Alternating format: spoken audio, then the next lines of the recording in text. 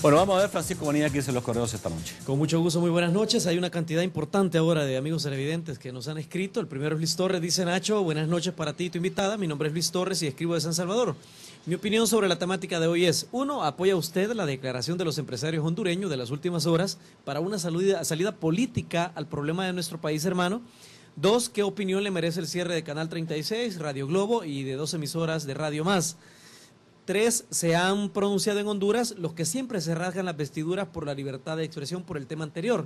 Aquí no la ha hecho la mayoría de medios de derecha, ni así, ni Asder, ni la ASI, o más bien, ni Asder, ni nadie.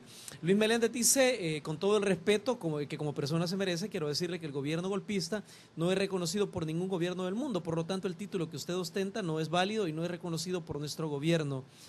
Gerson Salgado dice: en Honduras hay una constitución vigente, unos poderes públicos autónomos que funcionan de manera separada y con equilibrio entre ellos. Un presidente a la cabeza de un gobierno ajustaba a las normas fundamentales y un expresidente que fue removido del cargo luego de decisión compartida de la Corte Suprema de Justicia y del Congreso. Hubo señalamientos expresos de violaciones constitucionales de Zelaya y la orden a las autoridades competentes para que procedieran a removerlo. Todo esto anterior a su destitución. Fue un proceso público y abierto, ninguna actuación fue clandestina. No hay allá una dictadura militar ni represión superior al necesario mantenimiento del orden público que los controladores de Zelaya y él mismo pretenden alterar gravemente. Salvador López dice: buenas noches a todos. Si los salvadoreños tuviéramos el valor del pueblo hondureño, al gobierno del expresidente Saca lo hubiéramos derrocado el primer año de gestión, ya que irrespetó, se burló y violó flagrantemente nuestra Constitución. Antonio Hernández dice: hola Nacho, con el debido respeto, al margen de todo lo que haya errado el presidente Zelaya, errores quizá como la ley de los 15 grados que lo enfrentó a las petroleras, lo que es cierto es que el gobierno de facto igual ha cometido errores quizá peores. Lo he visto en una reciente visita a Tegucigalpa, en donde la gente pobre es la que está pagando los platos rotos. Belinda Orantes dice: buenas noches, don Nacho, a usted y a su invitada. Quiero felicitar a la canciller por defender sus leyes y su constitución y por no permitir y dejar que nadie venga a decirles lo que tienen que hacer por defender su democracia. El señor Zelaya debe ser juzgado por instigar a la violencia. Sigan adelante. Moris Platero dice: señores, respeten la voluntad del pueblo hondureño.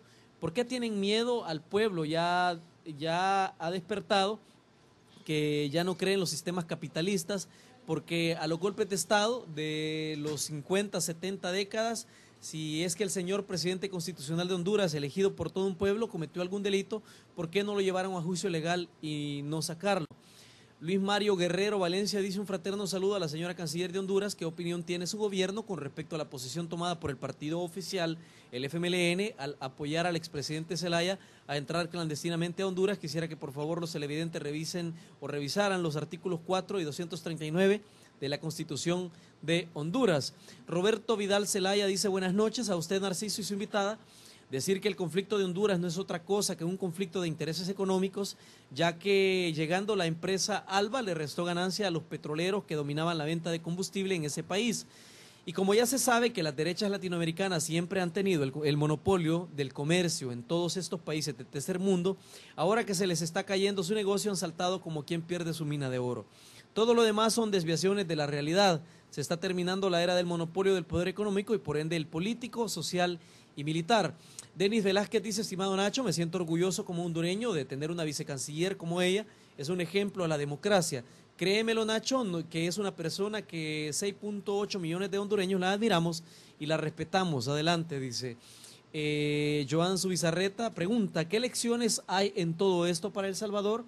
Concretamente, ¿cuáles son los peligros o compromisos de ser parte del ALBA? María Membreño dice: muy buenas noches, lo que se pelea en Honduras no es la persona del señor Mel Zelaya, sino la constitucionalidad del país de reconocer al presidente electo. Pudo haber sido Micheletti el presidente de la República y si le hubiera pasado lo mismo que a Zelaya, todo el mundo lo defendiéramos porque hay que respetar el orden del pueblo. Mario Durán dice: buenas noches, una verdadera lástima que no tenga a la mano la Constitución de Honduras, diputada Marta. Tal vez las cosas fueran diferentes en su país si los golpistas la tuvieran. Ahora bien, estado de sitio, toque de queda, fronteras cerradas, ¿esto es el futuro que su gobierno de facto le quiere dar al pueblo? El movimiento social no se desmantelará nunca y aumentará si no regresa el presidente Zelaya el que valga decir es reconocido en todo el mundo como presidente y jamás volverán a ser los mismos. Entren en razón y recuperen su institucionalidad. Una cosa más, repitió mucho acerca del giro de Zelaya a la izquierda. ¿Desde cuándo esto es negativo? ¿Acaso es delito en su país? Pregunta. Carlos Antonio Flores dice, estimado licenciado Castillo, a la señora vicecanciller de facto, ¿cuál es el pecado que cometió el presidente constitucional de Honduras, señor Manuel Zelaya, al adherirse al ALBA? Él lo que quería y quiere es mejorar el bienestar de la población más pobre de Honduras. Esta es una maniobra de la clase privilegiada de Honduras al no aceptar cambios profundos en el bienestar de los más necesitados. Acordémonos que fue el presidente Zelaya que incrementó el salario mínimo. ¿Por qué el gobierno de facto de Honduras está cerrando radios y televisoras? El presidente Zelaya nunca hubiera cometido ese grave error. La historia le dará la verdad y razón al presidente Zelaya. Carlos Ramos dice simple, al sacarlo del país le dieron las armas para seguir instigando. La cosa es simple, si se cometió un delito, a la cárcel, debieron juzgarle y ya. Por eso existen las leyes. Sacarlo del país fue un horror y ahora solo se ven las cosas como si existiera solo una lucha de poder mientras el pueblo sigue siendo afectado. Cortar libertades no demuestra que estén haciendo algo mejor. Dígame, ¿quién va a pagar la factura de todo lo que la economía hondureña ha perdido hasta este día? ¿Quién mantiene la economía hasta ahora? ¿De dónde sale ese dinero? Porque no creo que usted esté trabajando ad honorem. Daniel Alas dice, buenas noches, ¿qué es democracia? Suspender garantías constitucionales es democracia, suspender medios es democracia, derrocar un presidente elegido constitucionalmente es democracia, no deja entrar a delegados de la OEA a Honduras es democracia. Yo viajo rutinariamente a Honduras y sé que Zelaya se equivocó, que hacía cosas no correctas. De eso a que saquen del país en una madrugada al presidente de Costa Rica, autodenominarse el nuevo gobierno y todo lo que arriba mencioné que riñe con la democracia no es correcto, no es adecuado, no es democracia. Señora, las embajadas son territorio extranjero, o sea que adentro es un país diferente al que su entorno le rodea. Además, para su información, que seguro lo conoce, Honduras no es un país pequeño, pobre sí, pequeño no. Y lo de pobreza tiene su porqué, los cuales no vale la pena recalcar, dice el amigo televidente. Bueno, finalmente, o continuamos en el estudio después de ese correo, Sandra Serrano dice que me cuente la diputada que fue de la falsa carta de renuncia del presidente Manuel Zelaya y cuántos años de prisión le van a dar a las personas que realizaron este hecho. Continuamos en el estudio. Buenas noches. Ok, vamos a ver. Vamos por lo último. ¿Esa carta de renuncia de Zelaya existió? Sí. Primero déjeme decirle que estoy impresionada de la cantidad de seguidores que tiene el señor Zelaya aquí en El Salvador. Me impresiona, se ve que tiene muchos admiradores y bueno, es importante saber que pues que goza de tanta popularidad aquí. En Honduras no tiene esa popularidad. En Honduras tiene un 85% de los hondureños están muy satisfechos de que el señor Zelaya se haya retirado del país. Y sí, refiriéndome a lo de la carta, hay dos versiones. Una que la firmó cabalmente porque tenía que renunciar como presidente para asumir la constituyente el día que se publicó la Gaceta, el 25, donde se convoca la constituyente, esa fecha tiene la carta. Bueno, y también circula la otra versión. Yo no le puedo contestar. Lo que sí le puedo contestar a toda la audiencia que defiende con tanta vehemencia el proyecto de Zelaya como favorecedor de los pobres, es que Zelaya se llevó del país, no encontramos, no sabemos dónde están, 1.000 millones de lempiras, según finanzas. ¿Cuántos son dólares? No sé, está el 20 lempiras por dólar. No. Al punto que el Fondo Monetario y todos los organismos le fueron quitando la ayuda. Me acuerdo cuando se fue la representante de Suecia, dijo, este gobierno enterró el proyecto de la erradicación de la pobreza.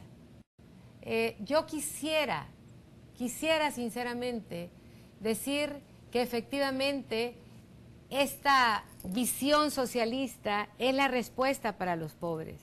Pero yo no sé, los que conocemos un poco la historia, sabemos que el socialismo es un proyecto fracasado por una razón, porque es tirano y porque impone y porque no respeta la dignidad de la persona. Y si bien es cierto, la democracia tiene muchos problemas, pero de los sistemas que hemos descubierto no existe otro. Por eso yo admiro a El Salvador, porque la izquierda ha llegado al poder a través de la vía electoral. Bravo.